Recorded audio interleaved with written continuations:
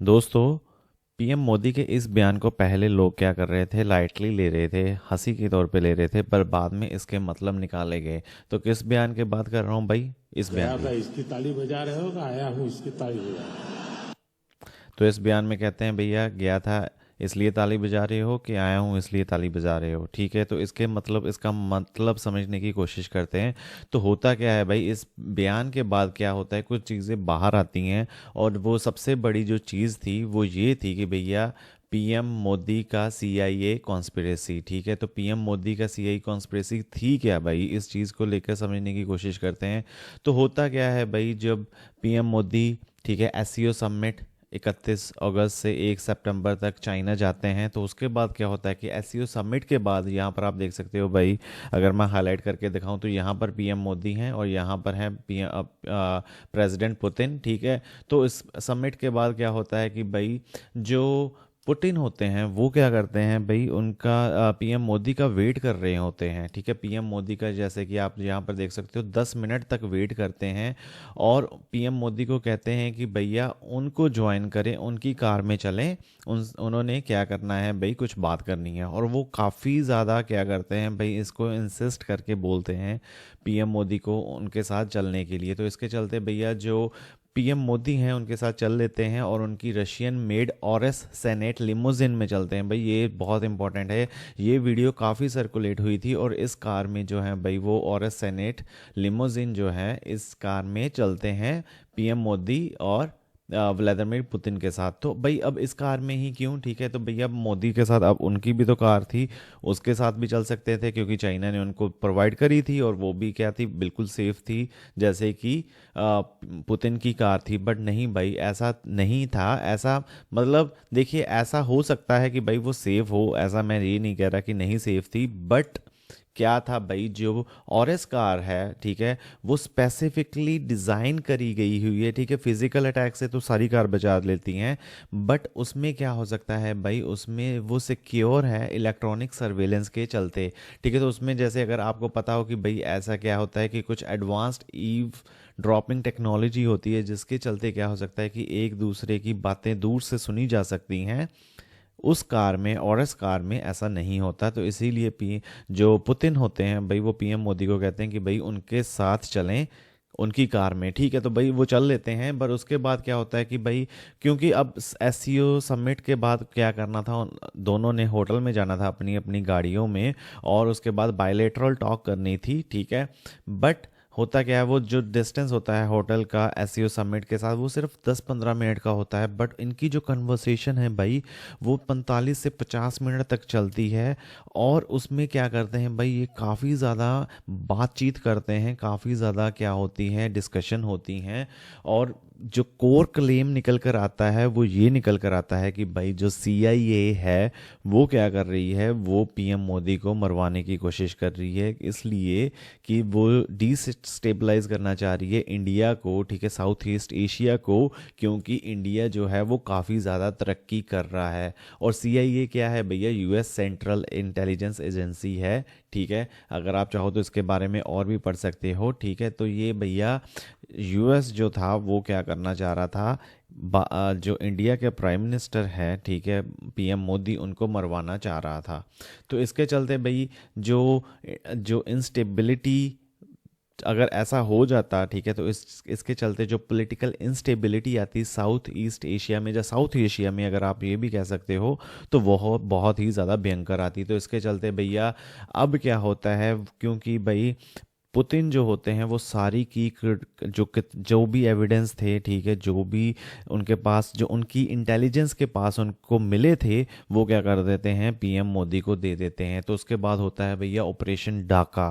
ठीक है, ऑपरेशन डाका में होता क्या है भाई, ऑपरेशन डाका में क्या होता है कि एक यूएस स्पेशल फोर्स की, ठीक है, जो एक व्यक्ति होता है जो जिसका नाम होता है टेरेंस, ठीक है, टेरेंस आरवेल जैक्सन, ठीक है, उसका क्या होता है भाई, मिस्टीरियसली मर्डर हो जाता है, डेथ हो जाती है उसी दिन 31 अगस्त को, जिस दिन क्या होती है इनकी मुलाकात होती है, जिस दिन क्या होता है भाई, जब पुतिन कहते हैं कि भैया मोदी को उनको ज्वाइन करने के लिए उनकी गाड़ी में। तो इसके चलते भैया क्या होता है, उसी दिन ही क्या हो जाता है, इस व्यक्ति का, टेरेंस जैक्सन का मर्डर हो जाता है। जैसा कि आप यहाँ पे देख सकते हो भाई, ये कौन है, यूएस के आर्मी स्पेशल फोर्सेस में से हैं, तो जिसके चलते भाई क्या हो जाता है, ये मरे पाए जाते हैं अपने कमरे में, ठीक है, ढाका में। तो ऐसा माना जा रहा है भाई कि ये यूएस से ढाका में ट्रैवल कर कर आए थे, और ट्रैवल का मकसद ये, इन्होंने ये बताया था कि भैया बिजनेस ट्रिप पे जा रहा हूँ, बट एक्चुअल में क्या हो रहा था कि भैया ये रिक्रूट कर रहे थे बांग्लादेश और पाकिस्तान से बंदे, जो कि पीएम मोदी का असैसिनेशन करेंगे। तो ये भाई इस लेवल की कॉन्स्पिरेसी चल रही थी, जिसको किसने भाई सॉल्व करा, भैया पुतिन ने, ठीक है। तो भैया इसीलिए इंडिया और रशिया के टाइज जो हैं इतने मजबूत हैं, इतने ज़्यादा मजबूत हैं कि भैया जो एक पुतिन, ठीक है, प्रेसिडेंट पुतिन भाई 10 मिनट वेट करते हैं और मोदी को कहते हैं कि भैया उनको उनकी कार में ज्वाइन करें, और सारे कॉन्फिडेंशियल डॉक्यूमेंट्स उनको देते हैं। और ये सूत्रों के क्योंकि देखिए भाई, अब ये चीज़ें जो हैं कॉन्फिडेंशियल इतनी ज़्यादा हैं कि भाई पीएम मोदी तो नहीं कहेंगे, है ना। उन्होंने एक तभी हिंट दिया था, ठीक है, ताली इसलिए बजा रहे हो कि भाई मैं गया था कि वापस आया हूँ, कि मैं बच के वापस आया हूँ, इसलिए ताली बजा रहे हो। तो ये उनकी दशा थी जब वो वापस आए थे इंडिया में, भारत में, चाइना से।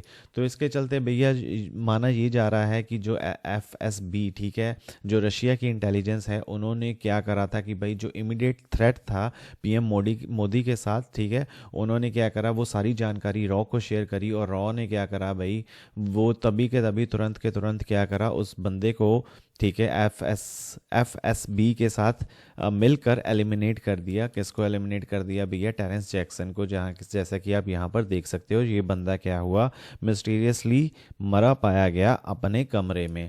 तो भाई ये चीज़ें देखिए कौन करवा रहा है, ठीक है। अब देखिए सीआईए एजेंसी है, ठीक है, और सीआईए एजेंसी क्या है भाई, कौन चला रहा है, ठीक है, ऑब्वियसली भाई डोनाल्ड ट्रंप चला रहे हैं, क्योंकि अब ये यूएस कौन चला रहा है भाई, डोनाल्ड ट्रंप चला रहे हैं।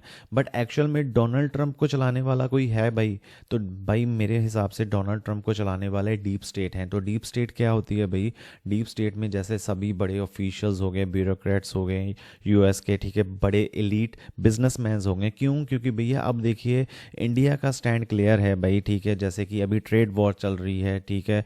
तो अब क्या हो रहा है कि भाई इंडिया क्या कर रहा है, अपने आप को सेल्फ सस्टेन बनाने की कोशिश कर रहा है, सेमीकंडक्टर इंडस्ट्री में जाने की कोशिश कर रहा है, ठीक है। और भी ज़्यादा बड़े सारे इनोवेशंस आपको देखने को मिल रहे हैं पिछले 10 से 11 साल में, जो कि पहले नहीं पॉसिबल थे, अब वो पॉसिबल हो रहे हैं। तो इसको चलते भैया क्या हो रहा था कि यूएस की जो मोनोपोली थी वर्ल्ड में, ठीक है, वर्ल्ड पावर बनी हुई थी, ठीक है, अब क्या हो जाता है कि भैया अब इंडिया, रशिया और चाइना, ये तीन बड़ी पावर्स मिलकर अगर और भी ज़्यादा क्या हो जाती, बड़ी हो जाती, तो यूएस क्या हो जाता भाई, पीछे हो जाता।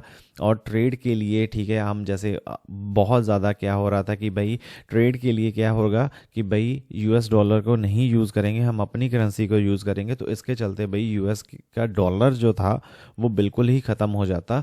तो इस चीज़ों को रोकने के लिए भाई क्या पता डोनाल्ड ट्रंप की जो साजिश हो, या डीप स्टेट ने कहा हो भैया सीआईए को या डोनाल्ड ट्रंप को, ठीक है, वो तो अब देखिए कभी चीज़ें बाहर आएंगी नहीं, क्योंकि भाई इस लेवल की कॉन्स्पिरेसी कभी भी खुलती नहीं है, ठीक है। हमें ऐसी चीज़ें मिलने को, देखने को मिल जाती हैं, बट हाँ ये चीज़ें ज़रूर हैं कि भैया जो डीप स्टेट है और सीआईए है और डोनाल्ड ट्रंप का बहुत बड़ा रोल था इस चीज़ को लेकर। अगर ऐसा हो जाता भाई खुदा ना खास्ता, तो भाई बहुत ज़्यादा इंडिया आई थिंक 100 साल पीछे चला जाता, और इंस्टेबिलिटी जो बनती भाई वो बहुत ही ज़्यादा इंस्टेबिलिटी बनती, इकोनॉमी बिल्कुल ख़त्म हो जाती। तो इस लेवल का भैया आप धन्यवाद कीजिए भाई पुतिन का कि उन्होंने हमें इस सिचुएशन से बचा लिया, नहीं तो बहुत ज़्यादा दिक्कत हो जाती भाई।